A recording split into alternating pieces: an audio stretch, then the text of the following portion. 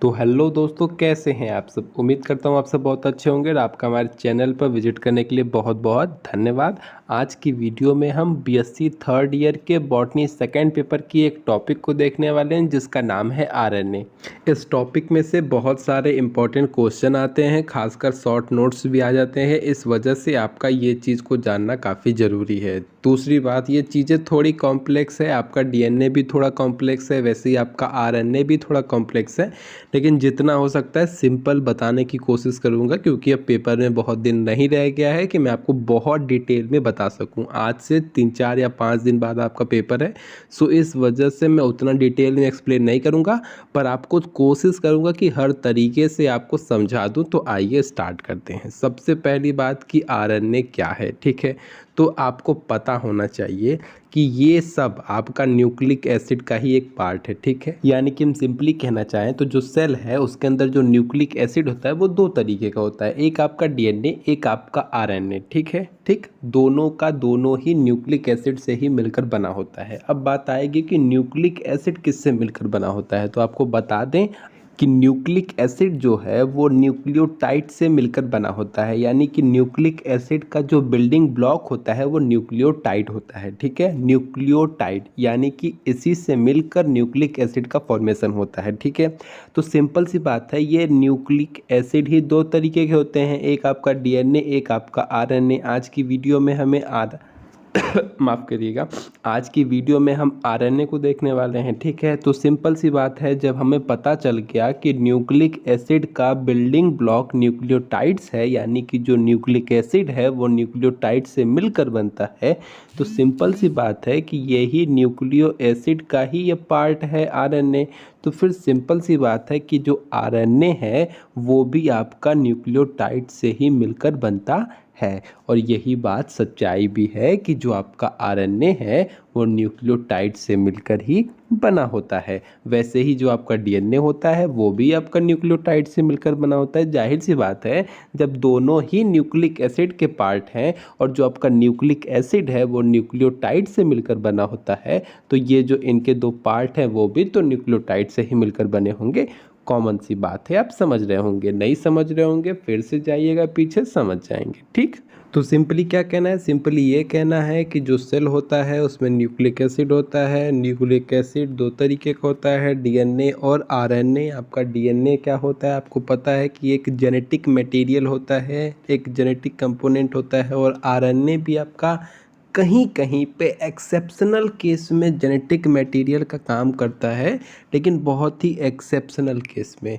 खासकर आपका डीएनए ही है जो आपका जेनेटिक मटेरियल होता है, जो किसी भी लक्षण को एक पीढ़ी से दूसरे पीढ़ी में ले जाने का कार्य करता है।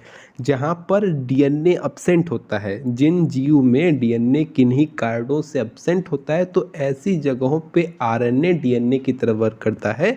वहाँ पे आरएनए आपका जेनेटिक मटेरियल के रूप में वर्क करता है, एक पीढ़ी से दूसरे पीढ़ी में लक्षणों को ले जाने का कार्य करता है। लेकिन बहुत ही एक्सेप्शन वाले केस में इतनी आप बातें डायरेक्ट माइंड में क्लियर रखिएगा। दूसरी बात, जो न्यूक्लिक एसिड है वो आपका पता है कि न्यूक्लियोटाइड से मिलकर बना होता है, इसीलिए न्यूक्लिक एसिड का बिल्डिंग ब्लॉक क्या होता है, न्यूक्लियोटाइड्स होता है, ठीक। और जब जाहिर सी बात है कि न्यूक्लिक एसिड जब न्यूक्लियोटाइड से मिलकर बना है, तो वही न्यूक्लिक एसिड का ही पार्ट है डीएनए और आरएनए। तो जो आपका डीएनए और आरएनए है वो भी तो न्यूक्लियोटाइड से ही मिलकर बना होगा। तो बस वही चीज़ मैं आपको समझा रहा था, ठीक है। और सुनिए, जो आरएनए को बनाने वाले न्यूक्लियोटाइड्स होते हैं, जो आरएनए को बनाने वाले न्यूक्लियोटाइड्स होते हैं वो राइबो न्यूक्लियोटाइड्स कहलाते हैं, ठीक है।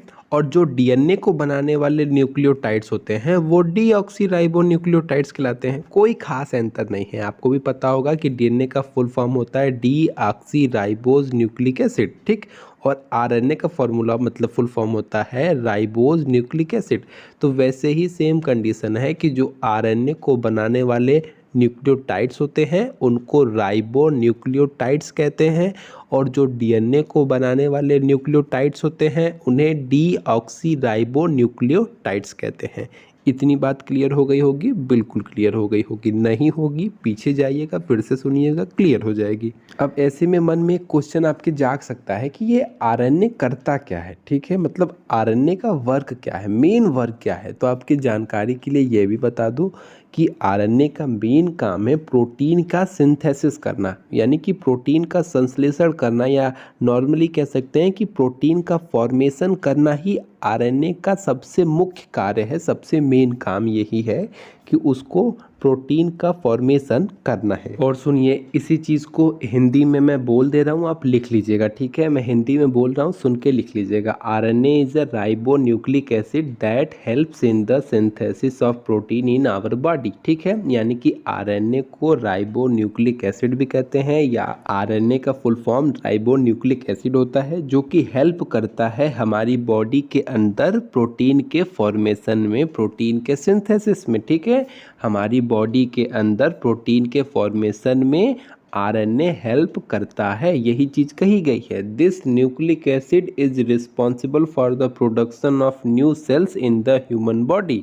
यानी कि जो न्यूक्लिक एसिड होता है, अब न्यूक्लिक एसिड मतलब क्या, आपको भी पता है कि जो आरएनए है, आपने सबसे पहले स्टार्टिंग में क्या जाना था कि न्यूक्लिक एसिड दो तरीके के होते हैं, डीएनए आरएनए। यानी कि एक तरीके से हम ये कह सकते हैं कि जो आपका आरएनए है वो न्यूक्लिक एसिड यानी कि न्यूक्लियोटाइड से ही मिलकर बना हुआ है। तो वही चीज़ कहा गया है कि जो न्यूक्लिक एसिड है वो रिस्पॉन्सिबल होता है हमारी बॉडी के अंदर न्यू सेल्स के फॉर्मेशन में। जो हमारी बॉडी के अंदर नई नई कोशिकाएं बनती है, उसके लिए कौन रिस्पॉन्सिबल होता है, तो न्यूक्लिक एसिड जो है वो रिस्पॉन्सिबल होता है। माफ़ कीजिएगा, इतनी खांसी आ रही है, क्या ही बताऊं। तो वही आपका रिस्पॉन्सिबल होता है न्यू सेल्स के फॉर्मेशन में, ठीक। इतनी बात क्लियर। और सुनिए, it is usually obtained from the DNA molecule, यानी कि जो आरएनए है वो डीएनए से प्राप्त किया जाता है। आपको भी पता होना चाहिए, पता रख भी लीजिए कि जो डीएनए है उसी से आरएनए प्राप्त किया जाता है। तो जब डीएनए से आरएनए प्राप्त किया जाता है तब ये कहलाता है ट्रांसक्रिप्शन, ठीक। और जब आरएनए से डीएनए प्राप्त किया जाता है तब ये कहलाता है रिवर्स ट्रांसक्रिप्शन, ठीक। इतनी बात क्लियर रखिएगा। जब हम डीएनए से आरएनए की प्राप्ति करते हैं तब वो कहलाता है ट्रांसक्रिप्शन, और जब हम आरएनए से डीएनए की प्राप्ति करते हैं तब वो कहलाता है reverse transcription.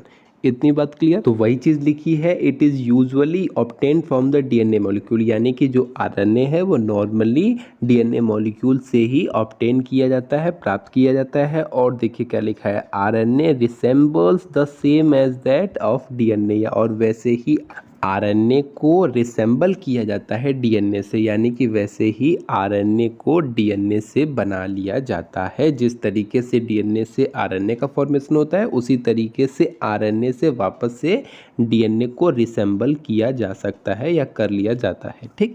The only difference being that it has a single standard unlike the DNA which has two standard. यानी कि सिंपल सा कहना ये है कि एक नॉर्मल सा डिफरेंस यही है, एक ओनली यानी कि एक मात्र डिफरेंस ये है कि जो आपका आरएनए होता है वो सिंगल स्टैंडर्ड होता है और जो आपका डीएनए होता है वो डबल स्टैंडर्ड होता है।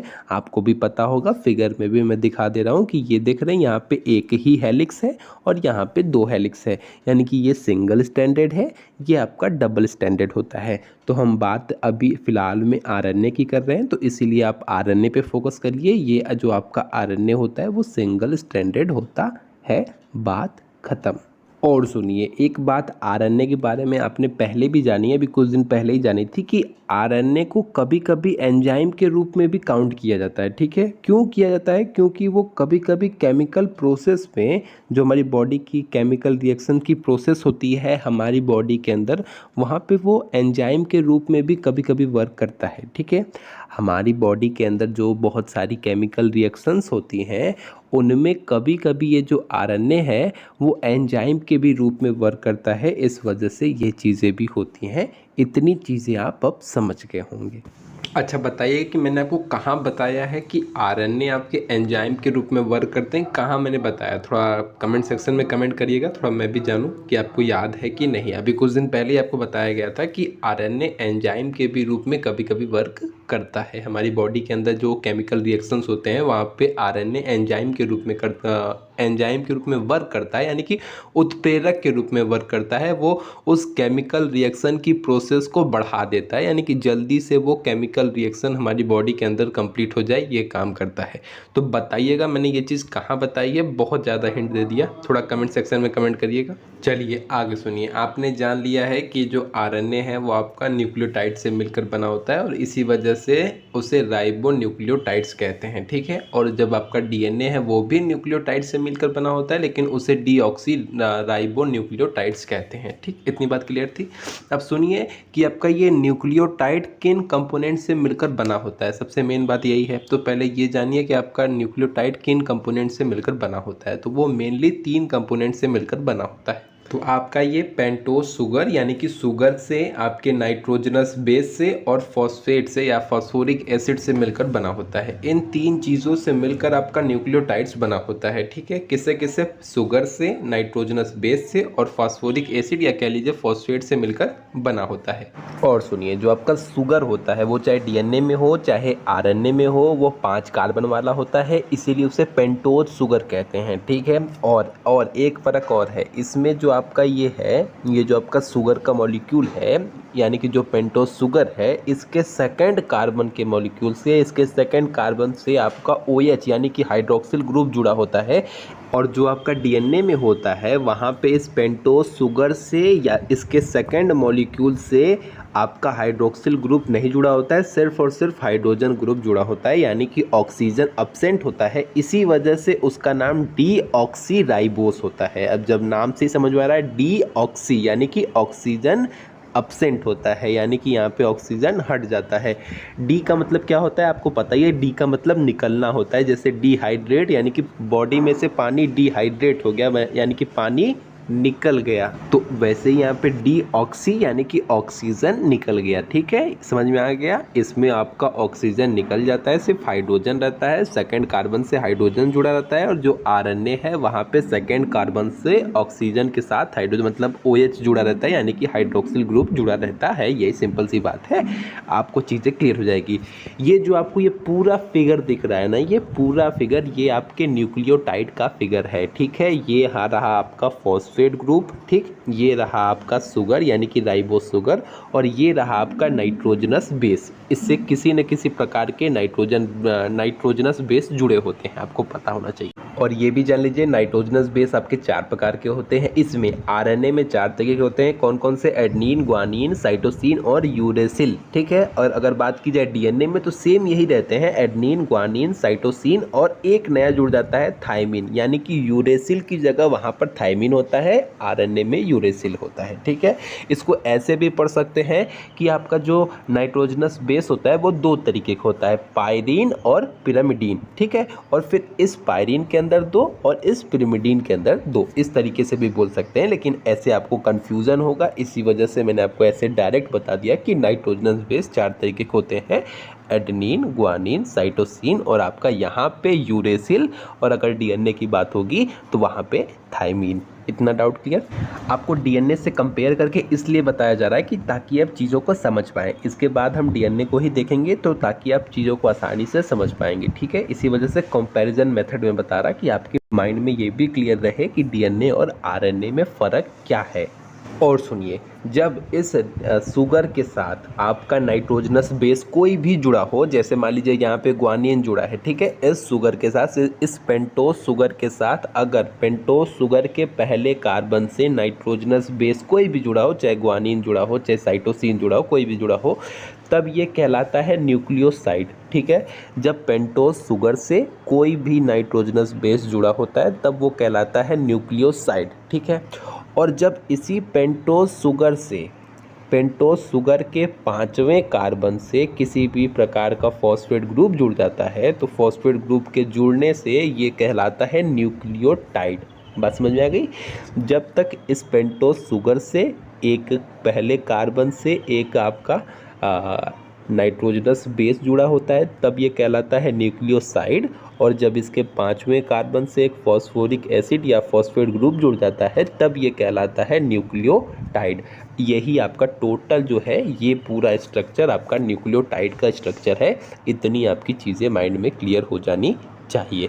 तो अब जैसे ये जो आप फिगर सामने देख रहे हैं ये सब आपका न्यूक्लियोटाइड है, ठीक है। ये आपका शुगर का मॉलिक्यूल है, ये आपका फॉस्फेट ग्रुप हो गया, और ये आपका जो ए लिखा है यानी कि एडेनिन जुड़ा है, जी लिखा है तो ग्वानिन जुड़ा है। ये सब क्या है? ये सब आपके नाइट्रोजनस बेस हैं। आपको मैंने अभी भी बताया कि आपका राइबोस शुगर के पहले कार्बन से आपका नाइट्रोजनस बेस जुड़ा रहेगा, चाहे वो कोई भी हो, एडनिन हो, ग्वानिन हो, साइटोसिन हो या यूरेसिल हो, कोई भी जुड़ा हो। और उसके 5वें कार्बन से आपका फॉस्फेट ग्रुप जुड़ा रहता है, जो कि आपने देख लिया। इतनी चीज़ें क्लियर है, माइंड में डाउट नहीं है। चलिए, तो ये तो मैंने आपको एक फिगर दिखाया, तो अब इसमें कई सारे न्यूक्लियोटाइड्स जुड़े हुए हैं, देख रहे हैं। ये आपका पूरा एक न्यूक्लियोटाइड का फिगर हो गया, ये आपके दूसरे न्यूक्लियोटाइड का, ये आपके तीसरे। तो ऐसे बहुत सारे न्यूक्लियोटाइड मिलकर ही आपके आरएनए का फॉर्मेशन करते हैं। आपको भी पता चल चुका है, आपको स्टार्टिंग में पता चल गया था कि जो न्यूक्लिक एसिड है वो न्यूक्लियोटाइड से ही मिलकर बना होता है, यानी कि बहुत सारे न्यूक्लियोटाइड मिलकर न्यूक्लिक एसिड का फॉर्मेशन करते हैं। आपको पता है कि न्यूक्लिक एसिड का ही 2 पार्ट है, आपका डीएनए और आरएनए। तो जैसे ही जिस तरीके से न्यूक्लियोटाइड से मिलकर न्यूक्लिक एसिड का फॉर्मेशन होता है, वैसे ही सिंपल सी बात है कि बहुत सारे बहुत सारे न्यूक्लियोटाइड्स मिलकर डीएनए का, बहुत सारे न्यूक्लियोटाइड्स मिलकर आरएनए का फॉर्मेशन करते हैं। तो वैसे ही ये जो यहाँ पे बहुत सारी फिगर है, ये बहुत सारे न्यूक्लियोटाइड मिलकर आरएनए का फॉर्मेशन करते हैं। अब बात आती है कि ये जो बहुत सारे न्यूक्लियोटाइड हैं वो आपस में किस बॉन्ड के थ्रू कनेक्ट रहते हैं, ये बॉन्ड का नाम भी जान लीजिए। तो वो बहुत सारे जो न्यूक्लियोटाइड हैं वो आपस में फॉस्फोडाइएस्टर बॉन्ड द्वारा जुड़े रहते हैं। कौन से बॉन्ड द्वारा? सभी जो ये न्यूक्लियोटाइड्स हैं ये फॉस्फोडाइएस्टर बॉन्ड के द्वारा एक दूसरे से जुड़े रहते हैं और जुड़ के आपका आरएनए का फॉर्मेशन करते हैं। इतनी बात आप समझ गए होंगे। ये आपका जो एक एक है ये सब आपके न्यूक्लियोटाइड्स के फिगर हैं, सब न्यूक्लियोटाइड्स आपस में मिलकर बनते हैं। ये भी समझ में आ गया था कि न्यूक्लियोटाइड्स आपके 3 कंपोनेंट से मिलकर बनते हैं। एक आपका शुगर हो गया, एक आपका नाइट्रोजनस बेस हो गया, एक आपका फॉस्फेट हो गया। इतनी चीज़ें आप बोल बोल के अब अपने आप को समझा लेंगे, दिमाग में क्लियर रखेंगे, कोई डाउट नहीं होगा। अब बात करते हैं कि टाइप्स ऑफ आरएनए की, कि आरएनए कितने प्रकार का होता है। ज़रा सा और बता देता हूँ कि आरएनए को खोजा किसने था, थोड़ा ये चीज़ें भी जान लीजिए, बस नॉलेज के लिए। ये ऑप्शनल में क्वेश्चन पूछने के चांसेस रहते हैं, तो वो भी जान लीजिए। तो देखिए, जो आपका न्यूक्लिक एसिड है उसे सबसे पहले खोजा था फ्रेडरिक मिसर ने। किसने खोजा था? फ्रेडरिक मिसर ने। अब आपके मन में डाउट आएगा, आप तो कह रहे हैं कि आरएनए के बारे में बताएंगे, आप न्यूक्लिक एसिड के बारे में बता रहे हैं, तो आपको भी पता चल चुका है कि आरएनए क्या है। आरएनए और डीएनए न्यूक्लिक एसिड का ही पार्ट है, तो वही मतलब हुआ ना। तो इस तरीके के क्वेश्चन अपने मन में मत लाइएगा था। तो उस टाइम पे इन्होंने एक वर्ड नहीं दिया था, उस टाइम पे शायद इन्होंने डीएनए के अंतर्गत इसे खोजा था, लेकिन एक प्रॉपर वर्ड नहीं दिया था। तो उस टाइम पे इसे न्यूक्लिन के नाम से जाना जाता था। बाद में इसे न्यूक्लिक एसिड वर्ड किसने दिया, अगर इसकी बात की जाए कि अगर इसे न्यूक्लिक एसिड का वर्ड या न्यूक्लिक एसिड टर्म किसने प्रोवाइड कराया, तो उसके लिए एल्टमैन को माना जाता है। ठीक है, खोजा किसने था? तो वो फ्रेडरिक ने खोजा था। और इसको न्यूक्लिक एसिड वर्ड किसने दिया था? तो वो आपका एल्टमैन ने दिया था। इतनी बातें क्लियर रखिएगा। चलिए, अब बात करते हैं आगे की। चलिए, अब देखते हैं टाइप्स ऑफ आरएनए। वैसे ये देखना बनता नहीं है, क्योंकि टाइप्स ऑफ आरएनए में आपको सिर्फ 3 ही चीज़ पढ़नी है, mRNA, tRNA और आपका rRNA। वैसे थोड़ा सा डिटेल में हम देख रहे हैं तो हमने इसे डिटेल में देख लिया, वरना हम इसे नॉर्मली यहीं से स्टार्ट कर सकते थे, लेकिन ठीक है, आपको बता दे रहा हूँ। 2 तरीके के होते हैं, एक आपका होता है जेनेटिक आरएनए, एक होता है आपका नॉन जेनेटिक आरएनए। ठीक है, आपको भी पता है कि जो आपका डीएनए होता है वो जेनेटिक मटेरियल के रूप में वर्क करता है, क्योंकि आपको भी पता है कि डीएनए इंफॉर्मेशन को एक पीढ़ी से दूसरे पीढ़ी में लेके जाने का काम करता है। लेकिन कभी कभी बहुत एक्सेप्शनल या रियरली केस में क्या होता है कि आपका आरएनए है वो भी जेनेटिक मटेरियल के रूप में वर्क करता है, लेकिन ये एक्सेप्शन की बात चल रही है, बहुत रियरली ऐसा होता है। ठीक है, वैसे रियलिटी यही है कि आपका डीएनए ही जेनेटिक मटेरियल होता है, लेकिन कभी कभी आपका जो आरएनए है ये भी जेनेटिक मटेरियल की तरह वर्क करता है। इसी वजह से आपको कहा गया है कि आरएनए 2 टाइप्स का होता है, एक जेनेटिक आरएनए, एक आपका नॉन जेनेटिक आरएनए। तो जेनेटिक वाला बहुत रेयरली होता है, आपको समझ में आ गया। इसीलिए टाइप्स ऑफ आरएनए में हम सिर्फ 3 चीज़ को ही पढ़ते हैं, क्योंकि जो आपका नॉन जेनेटिक आरएनए है वो 3 तरीके का होता है। एक आपका कहाँ बताऊँ, एकदम परेशान हो गया हूँ।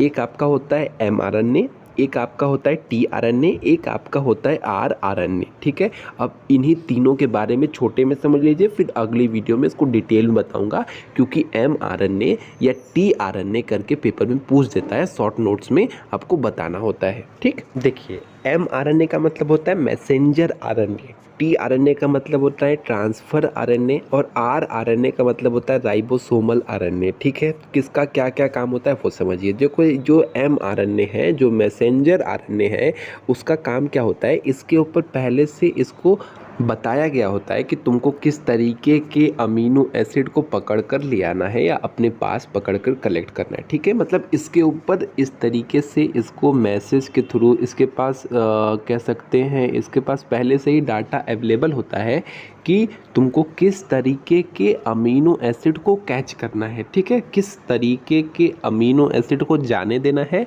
और किस तरीके के अमीनो एसिड को कैच करना है। यानी कि ऐसे समझिए कि मान लीजिए जो आपका अमीनो एसिड है उसके ऊपर कोड रहता है, ठीक है। मान लीजिए, ऐसा मान लीजिए कि हर अमीनो एसिड का अपना अपना कोड होता है, तो इसके पास वो कोड पहले से दिया होता है, इसके पास उस कोड का पहले से मैसेज पड़ा रहता है कि तुमको किस तरीके के कोड वाले अमीनो एसिड को कलेक्ट करना है, ठीक है। तो ये क्या करता है, ये उन ढेर सारे अमीनो एसिड में से जिस तरीके का इसके पास मैसेज होता है, उस तरीके के या जिस तरीके की बॉडी को ज़रूरत होती है उस तरीके के अमीनो एसिड को वो कैच कर लेता है, जो प्रोटीन सिंथेसिस में हेल्प करते हैं, ठीक है।